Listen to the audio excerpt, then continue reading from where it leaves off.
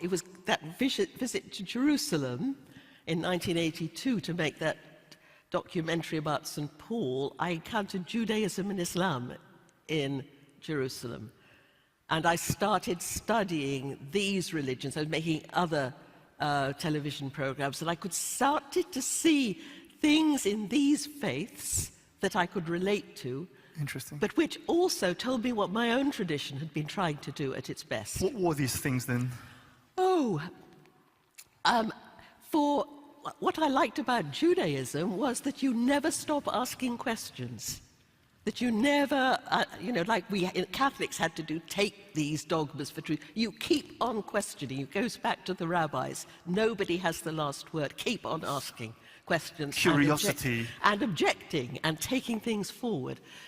And in Islam, what I found was its appreciation and respect for other faiths. The Quran, which is often sort of so misunderstood, has passages in which it says that in order to be a Muslim, you must also respect the prophecies of Jesus and Moses and Noah and Aaron and David and all the scriptures that have come before. Because the Arabs had no idea of an exclusive religion. Right. That came in later, of course, but as it always does. That seems to have been completely forgotten now in popular representations. Except that, when I'm speaking in I often go to Pakistan. The person who invites me to come and speak in Pakistan always asks me to end with a particular quotation from 12th century mystic Ibn Arabi. And he says, it goes like this: "Do not praise your own faith so exclusively that you disbelieve all the rest. If you do this, you will miss much good. Nay, you'll fail to recognize the real truth of the matter. God, the omnipresent and omniscient, cannot be confined to any one creed. For he says in the Quran, 'Wheresoever ye turn, there is the face of Allah.' Everybody praises what he knows. His God is his own creature.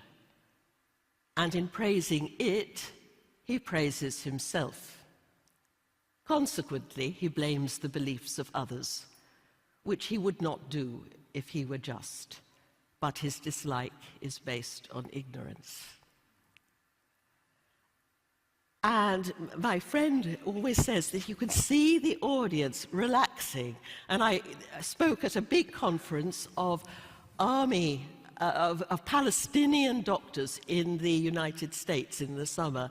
And people were applauding at the end of every phrase of that, because that's what, after one of my talks, one man got up and said, "That's what we used to hear in the mosque. And now we don't hear it anymore."